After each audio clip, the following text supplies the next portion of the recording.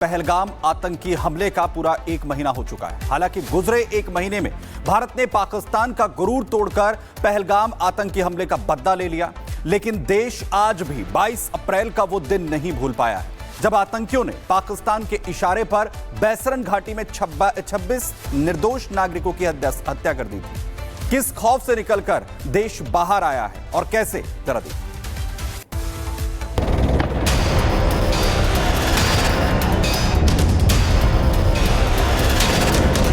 मोदी का दिमाग ठंडा है, ठंडा रहता है, लेकिन मोदी का लहू गर्म होता है।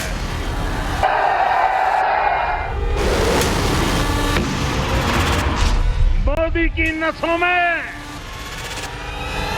लहू नहीं, गरम सिंदूर बह रहा है।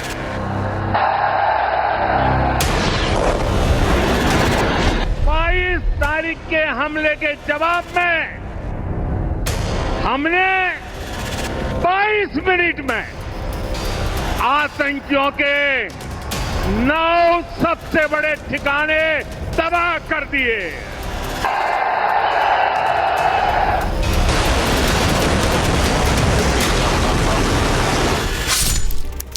बैसरन घाटी, पहलगाम, जम्मू कश्मीर। दिन 22 अप्रैल 2025। समय दोपहर के करीब 2:20। भारत के मिनी स्विट्जरलैंड कहे जाने वाले बैसरन घाटी में पहली गोली चली।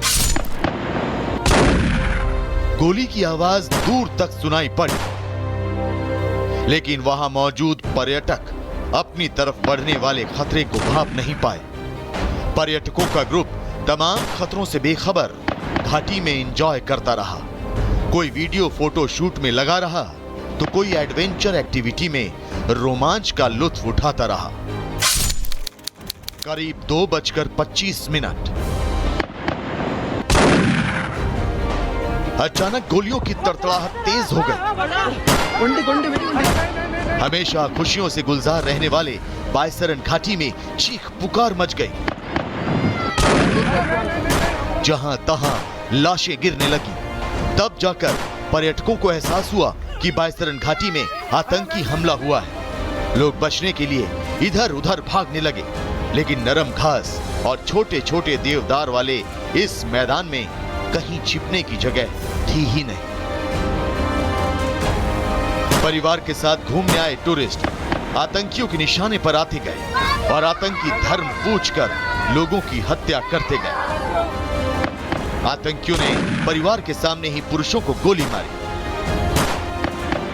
किसी की आंखों के सामने उसका सिंदूर पोंछा गया तो किसी मासूम की आंखों के सामने ही उसके पिता की गोली मारकर हत्या कर दी।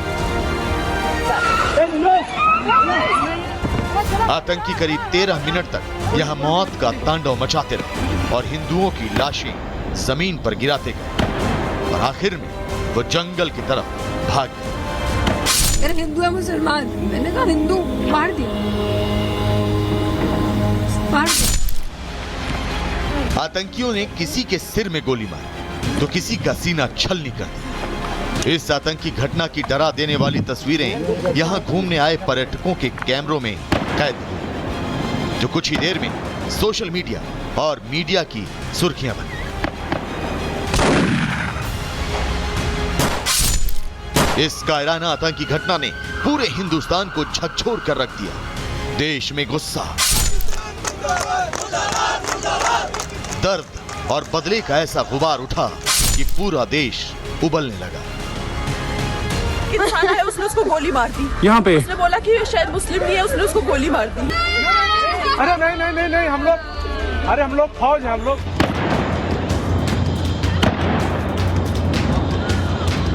इस कायराना आतंकी हमले को अंजाम देने की शुरुआती जिम्मेदारी पाकिस्तान के आतंकी संगठन लश्कर समर्थित आतंकी ग्रुप TRF ने ली। इस आतंकी घटना की शुरुआती जांच में पता चला कि पर्यटकों को निशाना बनाने वाले कुछ आतंकी पुलिस की वर्दी में भी आए थे, जिनका इरादा सिर्फ हिंदुओं की हत्या करना था।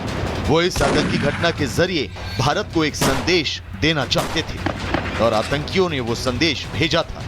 देश के प्रधानमंत्री नरेंद्र मोदी के नाम।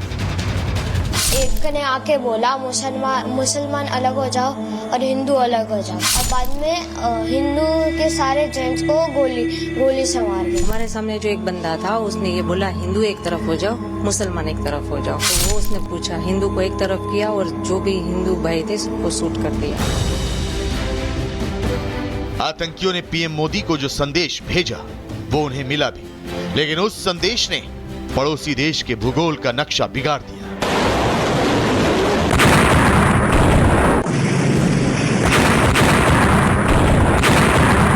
उस संदेश ने एक ऐसे ऑपरेशन की बुनियाद रखी जो सिंदूर पोंछने वालों के लिए बुरा सपना बन गया।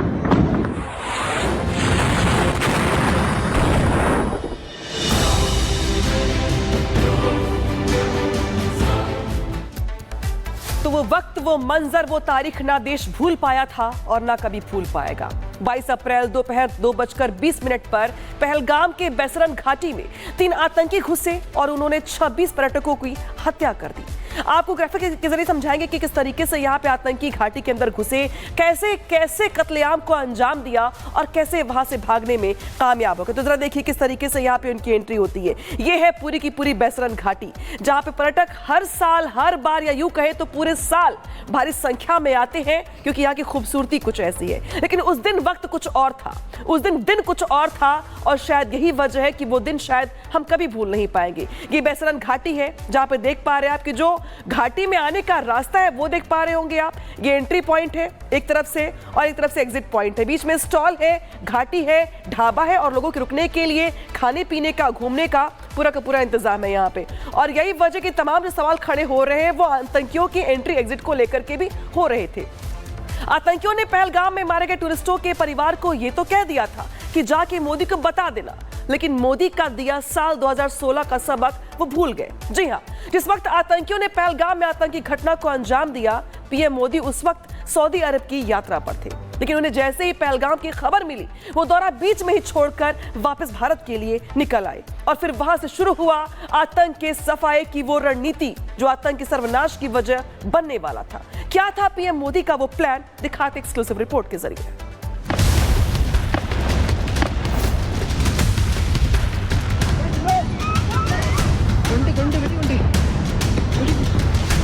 22 अप्रैल को पहलगाम में जिस वक्त आतंकी हमला हुआ, उस वक्त प्रधानमंत्री मोदी सऊदी अरब की राजकीय यात्रा पर थे। लेकिन जैसे ही उन्हें इस आतंकी हमले की खबर मिली, उन्होंने फौरन अपना दौरा बीच में ही खत्म कर दिया। प्रधानमंत्री भारत लौट आए। पहलगाम आतंकी हमले ने पीएम मोदी का गुस्सा इस कदर भड़का दिया कि उन्होंने विमान में ही ठान लिया कि अब आतंक का समूल नाश ही इस बीमारी का परमानेंट इलाज है। इसीलिए मोदी जैसे ही दिल्ली एयरपोर्ट पर उतरे, उन्होंने सबसे पहले एनएसए अजीत डोभाल से एयरपोर्ट पर पहलगाम आतंकी हमले की रिपोर्ट ली और आतंक के सर्वनाश का खाका रचना शुरू कर दिया। और मोदी के इस मिशन की शुरुआत आतंकिस्तान पर उस स्ट्राइक से हुई जिससे आतंकिस्तान की पीठ पर भारत के पंजे का निशान उभर आया। पीएम मोदी ने पहलगाम आतंकी हमले के लिए जिम्मेदार आतंकिस्तान को सबक सिखाने के लिए शुरुआत कूटनीति से की। शुरुआती किलेबंदी के जरिए पहले पाकिस्तान के खिलाफ हर तरफ